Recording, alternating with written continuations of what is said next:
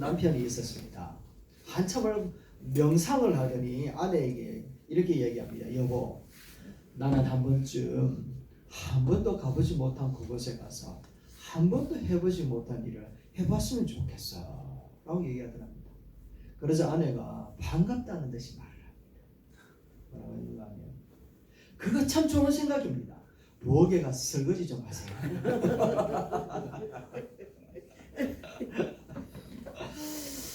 한국교회에 갤럽에서 조사를 했답니다. 100명의 성도들을 데리고, 물론 성도니까 꼭 그렇지만 않겠죠. 30명은 기도를 전혀 안 하고 산대요. 기도를 전혀 안 하고 산대요. 또 1년에 한 번 성탄절이나 또 연초에 이렇게 해서 한 2번 정도 교회를 가는 분들도 있고, 30명은 성경을 전혀 읽지도 않고, 8, 90명은 주일이나 수요일 밤에 예배에 참석도 안 한대요. 그리고 75명 정도 되시는 분은 교회 봉사에 전혀 하지 않고, 90명은 가정 예배 안 드리고, 95명은 전도에 전혀 관심도 없답니다. 이런 보고를 하더랍니다. 참 재밌죠. 그런데 더 심각한 건 한 70%가 기도의 필요성을 아는데도 불구하고 기도를 열심히 하는 성도는 10%밖에 안 돼요. 10% 정도밖에 안 돼요. 왜 그럴까 생각을 해봤더니, 기도에 대해 가지고 중요한 것은 아는데 기도를 어떻게 해야 될지를 모르는 경우가 되게 많은 겁니다. 그런데 어떻게 해야 되는지도 알지만 성경에서 진짜 하나님께서 기도하면, 오늘 본문에도 나오지만 무엇이든지 원하는 대로 구하면 다 주겠다 약속해 놓은 이 설레는 진짜 보물상자와 같은 이 기도를 하는 순간에도 우리가 꼭 필요한 것이 있는데 그거를 놓치고서 그냥 수박 그달기식으로 우리가 기도할 때가 너무 많다라는 겁니다. 마치 가빠이에 가가지고 1년에 한 번 들어준다는 것이 오늘이기를 원하면서 365일 기도하는 것처럼, 그렇게 예수님 앞에 기도하면서 마치 얻어 걸리면 하나님이 기도하에 응답을 하실 것처럼 그렇게 기도하는 경우가 많단 말이에요.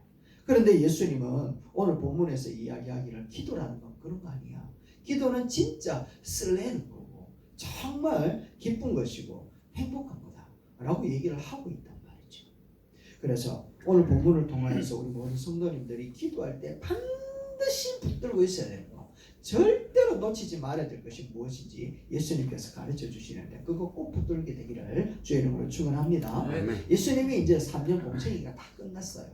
예루살렘에 들어가서 이제 금요일이면 십자가에 못 박히는데 월요일날 입성에 들어가면서 배가 고프셨는가 봅니다.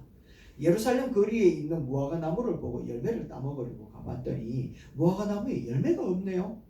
잎은 굉장히 무성한데 열매가 없어요. 그래서 예수님께서 무화과 나무를 향해서 저주를 하는 겁니다. 네 이제 다시 열매 못 맺을 거다, 이런 말을 했단 말이죠. 그런데 제자들은 그 얘기를 염두에 두지 않았는 것 같아요. 왜냐하면 뒤에 나오는 내용을 보니까 그런 겁니다. 예수님께서 월요일날 들어갔다가 이제 다시 화요일날 아침에 예루살렘을 제자들하고 들어갔더니 제자들이 하는 말이 무엇인가 하면, 예수님, 어제 문득 예수님께서 말씀하신 그 말씀이 생각납니다. 무화과 나무가 진짜 마를 것 같다 얘기를 하시더니 진짜 뼈까지 말랐습니다. 뿌리까지 말랐습니다 라고 얘기를 하는 겁니다. 근데 이제 제자들을 보시면서 예수님께서 오늘 본문 말씀을 하신 거거든요. 뭐라고 얘기를 했는가 하면 이렇게 이야기합니다. 믿고 마음에 의심하지 않으면 그대로 된다. 할렐루야. 네. 믿고 마음에 의심하지 않으면 그대로 된다. 뿐만 아니라 무엇이든지 기도하고 구하는 것을 받은 줄로 믿어라. 왜 이런 말씀을 하시는 거예요. 그러니까 이 말씀 그 자체만 보면 기도할 때 우리에게 얼마나 힘이 되나라는 거예요. 한번 생각해 보세요. 마음에 믿고 의심하지 아니하면 그대로 된대요. 또한 무엇이든지 기도하고 구하는 것을 받은 대로 믿어라. 그래야만 그대로 된다 얘기를 하는 겁니다. 얼마나 좋습니까? 예수님은 자리만 차지하고 있는 지금 예루살렘 성전에 앉아서 그 백성들을 향하여 예배를 인도하고 있는 종교 지도자들을 향해서 이스라엘이라고 하는 하나님의 나라, 하나님께서 통치하시는 나라로 만들어 놓은 이스라엘 백성들이 잎은 무성한데 진짜 열매를, 진짜 배가 고파가지고 진짜 갈증이 있는 그런 사람들이 와서 예배하고, 그런 분들이 와서 정말 위로를 받기를 원하는데 어떤 열매도 주지 못하는 그들을 향하여 예수님께서 이 비유를 하신 거거든요.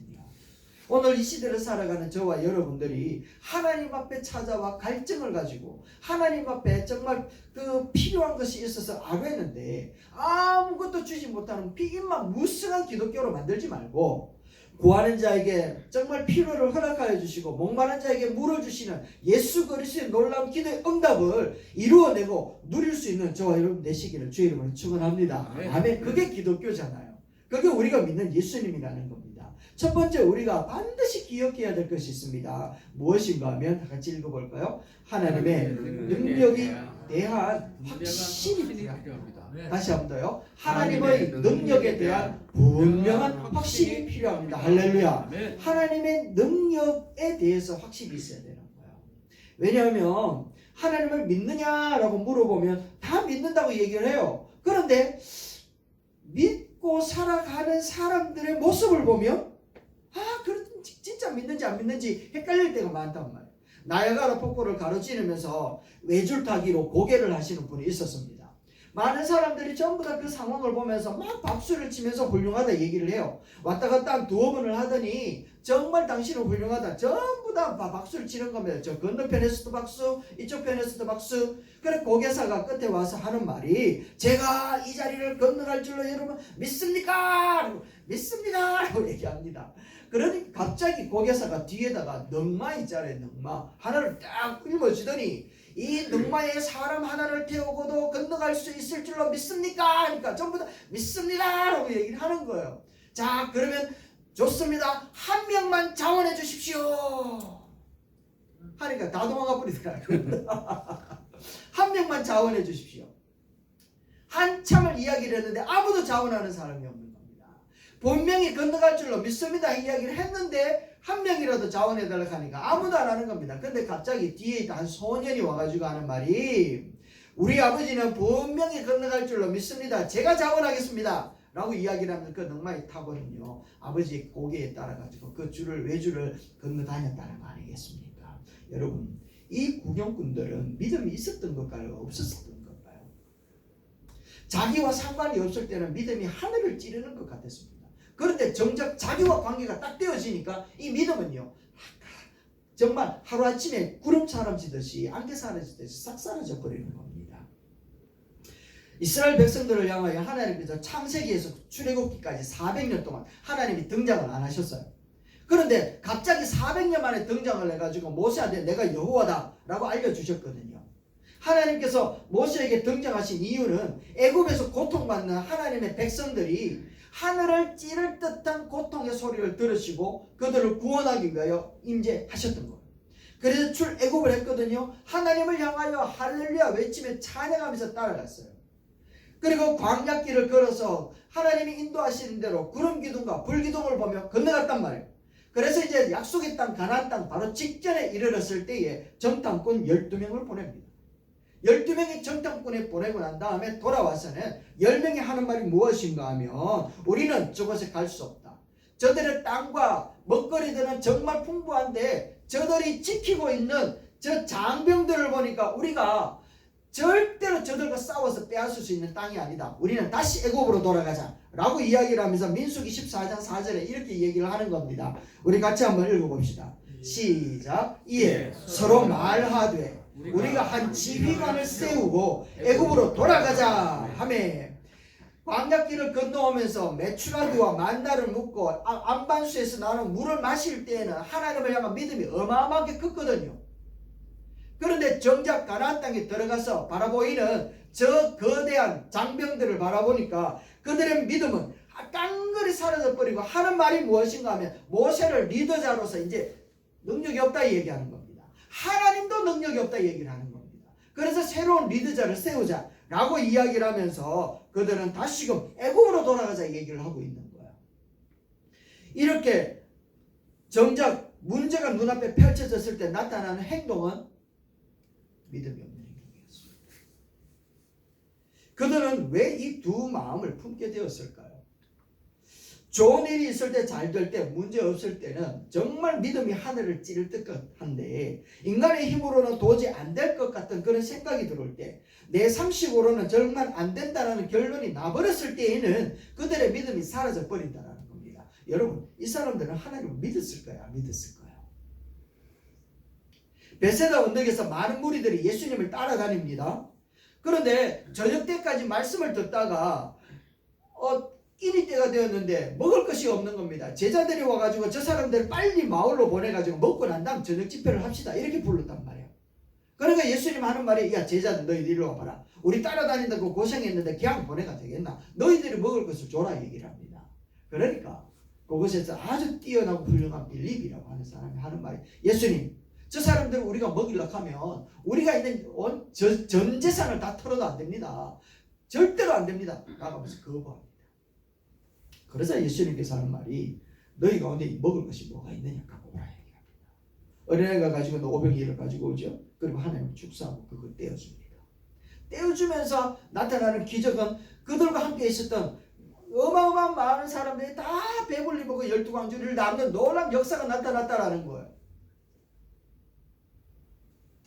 예수님 앞에 따라다니면서 어깨에 힘이 빡 들어가고 권세를 부릴 때는 믿음이 하늘을 찌르듯 했는데, 정작 따라오는 사람들의 필요를 채워주라고 얘기를 할 때는 그들에게 믿음은 싹 사라져 버리더라는 겁니다. 여러분, 그들은 하나님을 믿었고 주님을 믿었을까요?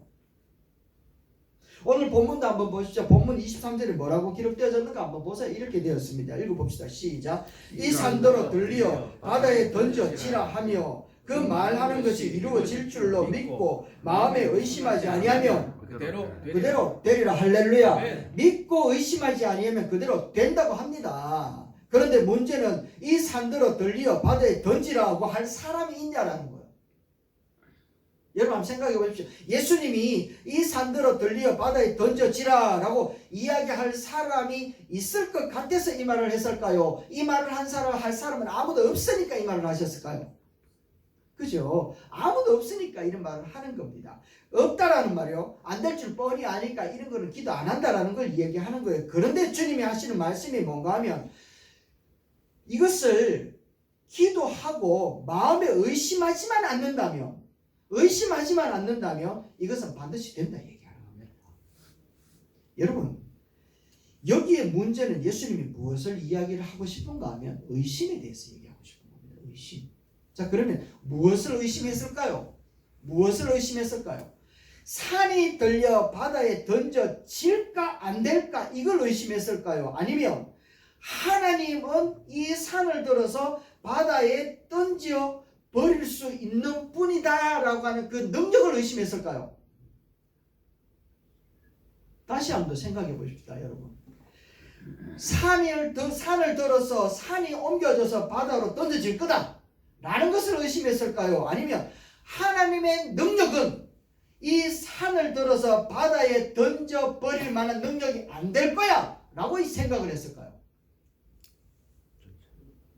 그렇다면 하나님의 능력은 충분히 산을 들어 바다에 던질 수 있을 것이라고 믿었다면 왜 그런 기도를 안 할까요? 왜 그런 기도를 안 했을까요? 물론 산을 들어 바다에 던질 만한 그런 기도 제목이 없었기 때문에 안 했겠죠. 그러나 여기서 의심이라고 하는 것은 무엇인가 하면 하나님의 능력을 의심하고 있다는 겁니다. 하나님의 능력. 우리들도 마찬가지잖아요. 하나님은 분명히 죽은 자를 살릴 수 있다고 믿으면 죽은 자를 살려달라고 기도한다는 거예요. 그런데 하나님도 죽은 자를 살려낼 수 있는 능력이 없다, 그런 일은 안 하실 것이다 라고 우리가 확신하니까 죽은 자를 살려달라고 기도를 안 한단 말이에요. 너무나도 많은 경험상 죽은 자를 살려내는 하나님을 경험하지 못하고 있으니까 하나님은 당연히 죽은 자를 살려내지 못할 것이다 라고 우리가 딱 결론 내려놓고 하나님 앞에 그런 기도를 하고 있는 것이다 라고 예수님께서 얘기를 하고 있다는 겁니다.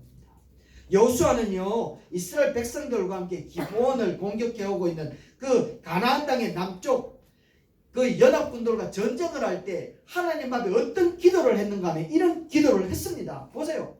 읽어봅시다. 태양아, 너는 기브온 위에 머물러라. 달아, 너도 아얄란 골짜기에 그리할지어다. 이렇게 기도했거든요. 왜냐하면 하나님은 그런 능력을 행하실 수 있는 분이기 때문에 그런 겁니다. 할렐루야.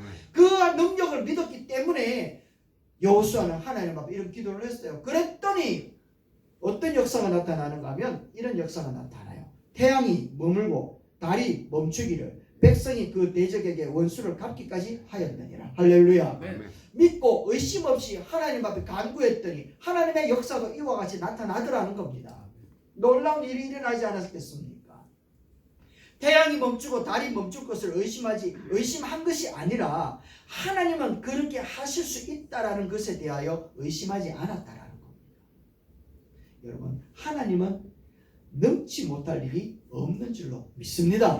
아멘. 거기에 의심하지 말라라는 겁니다. 산을 들어 바다에 던져라 라고 하는 이 부분에 대해서는 하나님이 의심스럽기 때문에 우리가 그런 기도를 해도 마음에 의심이 온다라는 겁니다. 그런 기도를 하면서 의심한다라는 거예요. 인간의 한계, 인간의 능력으로 하나님의 능력을 딱 제한시켜 놓고 우리가 기도하고 있으니까 예수님께서 하시는 말씀이 12절 말씀에 하나님을 좀 믿어라 라고 얘기를 하고 있다는 겁니다. 좀 하나님을 좀 믿어라. 된다고 믿음으로 더 확실한 기도를 하는 것이 아니라 기도를 하면서 의심이 싹 들어오는 순간 우리는요 안 된다라고 하는 증거를 더 많이 뽑아가지고 그 기도를 스탑해버린다라는 겁니다. 그래서 하나님의 능력에 대해서 믿음이라고 하는 부분들은 하나님이라면 하실 수 있다. 주님이 하신다면 못할 것이 없다. 할렐루야. 주님이라면 가능하다. 한번 해보자. 이렇게 나가야 되는 게 바로 믿음을 가지고 기도하는 자의 모습이라는 것이죠. 하나님의 절대 능력, 절대 권세 꼭 믿으시기를 주의 이름으로 축원합니다. 다윗이 이렇게 고백하잖아요. 사무엘상서 17장 46절 같이 읽어볼까요? 시작. 오늘 여호와께서 너를 내 손에 넘기시리니 내가 너를 쳐서 네 목을 베고 블레셋 군대의 시체를 오늘 공중의 새와 땅의 들짐승에게 주어 온 땅으로 이스라엘에 하나님이 계신 줄 알게 하겠다. 할렐루야. 골리앗 앞에 이렇게 외쳤다라는 겁니다. 하나님의 능력을 조금 더 제한하지 않았다라는 거예요. 그리고 담대하게 외쳤다라는 겁니다. 이런 기백이 우리 가운데 있기를 주의 이름으로 축원합니다. 기도에는요 반드시 낙심이 찾아오게 되어 있어요. 반드시 낙심이 찾아와요. 그러나 그럴지라도 주님의 능력에 대해서는 우리가 포기하면 안 된다라는 겁니다. 하나님을 두려워하는 재판장이 있었잖아요. 그런데 한 과부가 와가지고 자기의 원한을 풀어달라고 날마다 찾아오는 겁니다. 그랬더니 처음에는 하나님을 두려워하지 않았던 사람이라서 날마다 그 부분에 대해서 다 쫓아보내고 외면했다라는 거죠. 그런데 그 찾아오는 그 과부 때문에 재판관이 억수로 불편한 겁니다. 마음에 억수로 괴로운 겁니다. 그래서 불러가지고 그 과부의 원한을 풀어줬다라고 얘기합니다. 그리고 그 뒤편에 나와서 예수님 하시는 말씀이 뭔가 하면 하물며 하나님께서 부르짖는 자, 택하신 자의 원한을 풀어주지 않겠느냐. 하나님은 풀어줄 수 있다라는 겁니다. 그러면서 18장 8절 말씀에 이렇게 얘기를 하죠.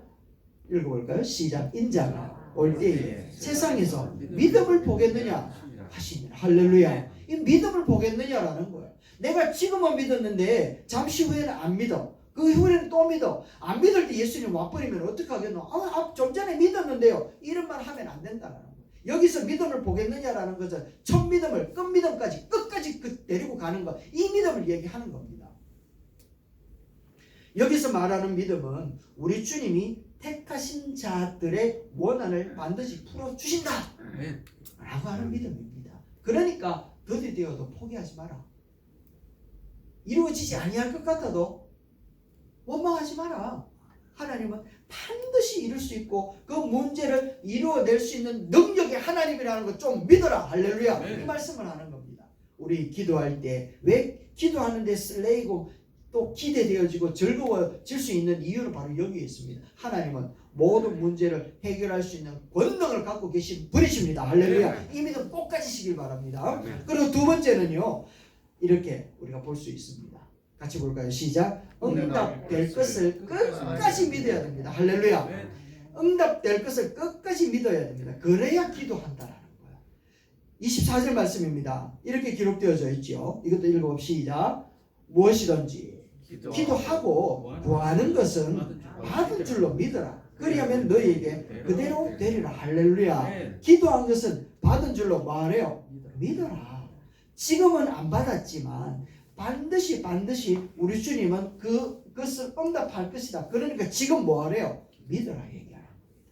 지금 받은 줄로 믿어라 라고 얘기를 하는 거예요. 내일 우리가 적금 2천만 원 들었는 거를 우리가 이제 탄다고 생각해 보죠. 오늘부터 안 기분 좋겠습니까? 그죠? 내일 결혼하는데 신랑 신부가 오늘 힘들지만 그래도 기쁘지 않겠습니까? 그것처럼 살아가는 거예요.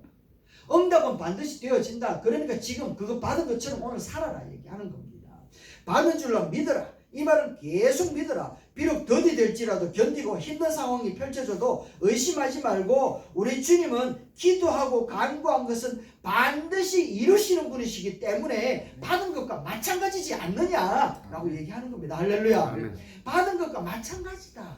그러니까 그 확신을 가지고 살아라 라고 이야기를 하는 겁니다. 아브라함이요 사랑하는 아들과 행복하게 살고 있었어요. 그런데 느닷없이 하나님이 네 아들을 번제물로 바쳐라 얘기합니다.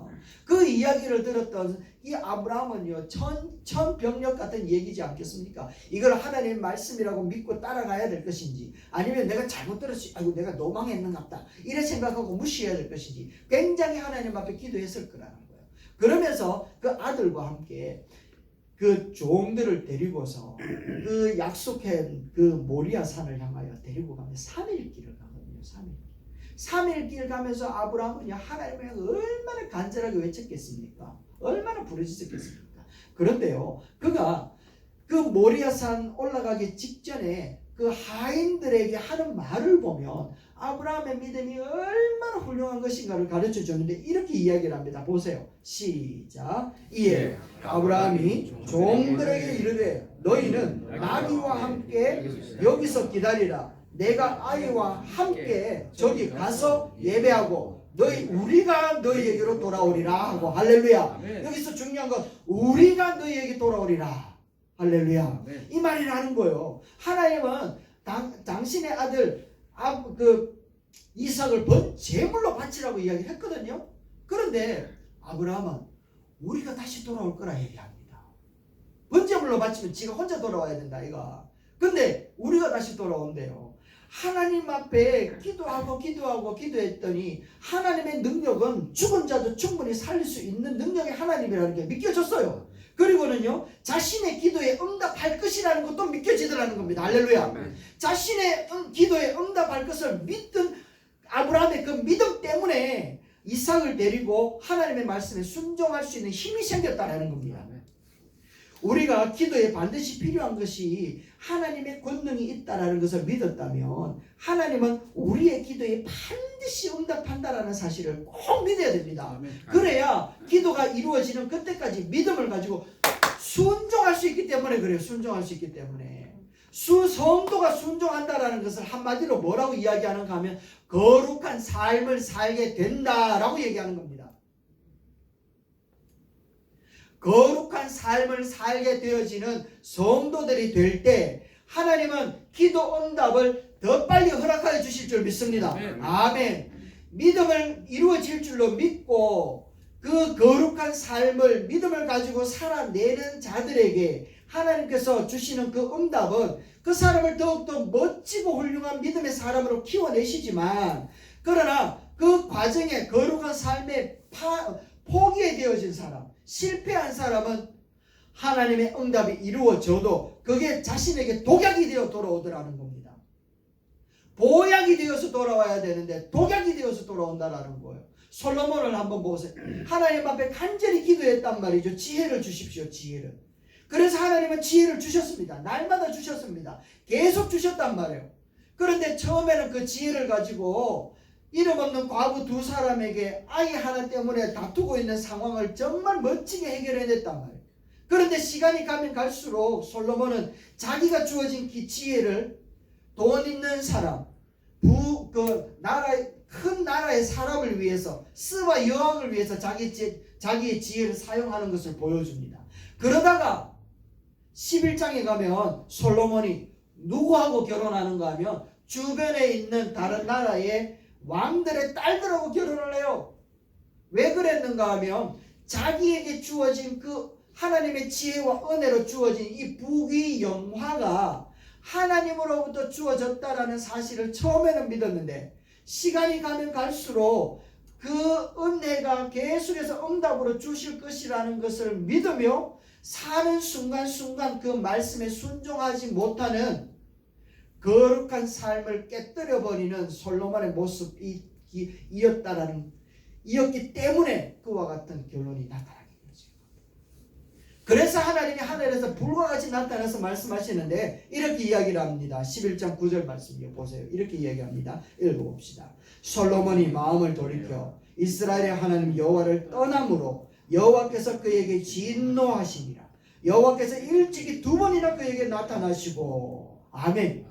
우상을 섬기고 있는 솔로몬에게 하나님이 직접 나타났다라는 거예요. 하나님께서 응답으로 주셨던 그 은혜의 기도의 응답들을 그는 부귀영화를 가지고 누리면서 그것을 마치 하나님으로부터 주어진 은혜의 보답이라는 것을 잊어버리고 자기 스스로 그것을 지키고 보존하기 위하여 이방 여인들과 결혼하고 주변의 나라들은 전부 다 이스라엘 백성들에게 무릎을 꿇고 전쟁이라고는 찾아볼 수 없는데 금방패를 만들고 금무기를 만들고요. 애굽에서 말을 공급해가 공수해가지고 자기의 군사들을 더욱더 강력하게 만들더라는 겁니다. 하나님께서 더하여 주실 그 기도 응답을 받는 때까지 너희가 기도한 것을 그대로 받은 줄로 믿어야지 되며 믿으며 살아가야 되는 이 상황에 믿음으로 자기의 삶을 거룩한 모습으로 만들지 못한 솔로몬에게는 하나님의 응답은 독약이 되어서 그는요 죽음을 맞이하고 그리고는 나라가 두 동가리가 나며 그의 후손들은요 지나오는 모든 많은 날들 중에 어려움을 겪게 되더라는 겁니다.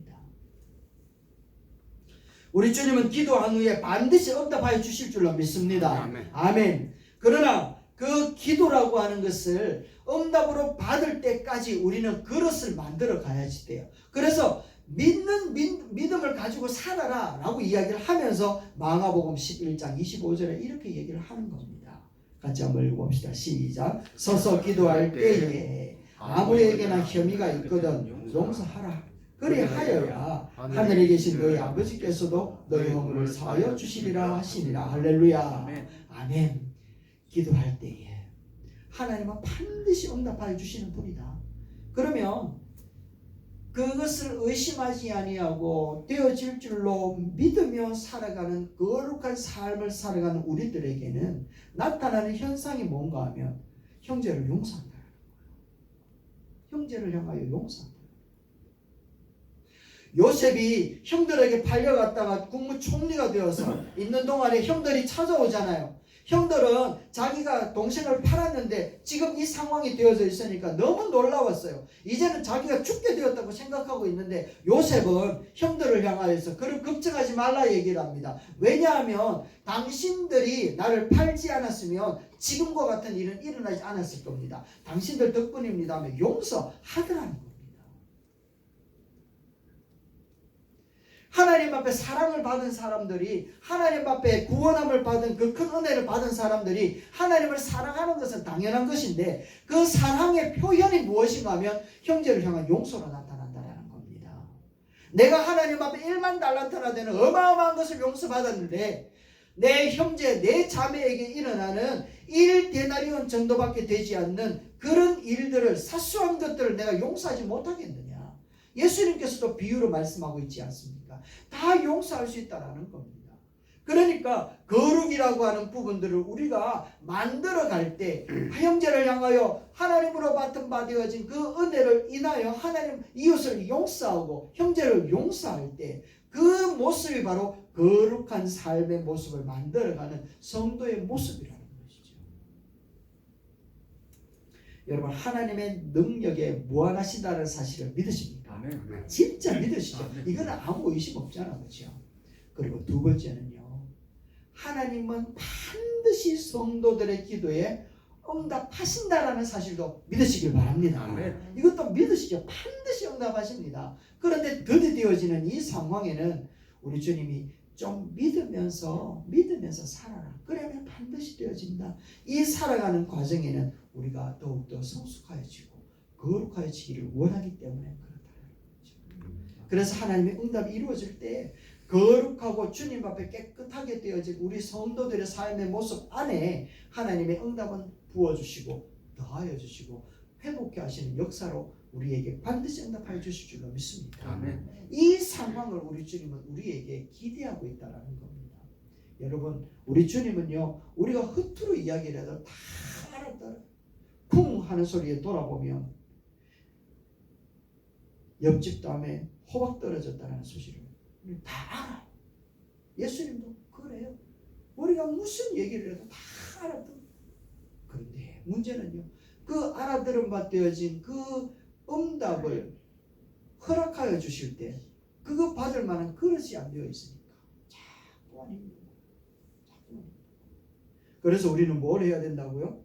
반드시 응답하신다는 믿음을 가지고 응답 받을 만한 거룩한 삶을 만들어 가기에 조금도 부족함이 없나 저와 여러분 되시기를 주의 이름으로 축원합니다. 기도하겠습니다.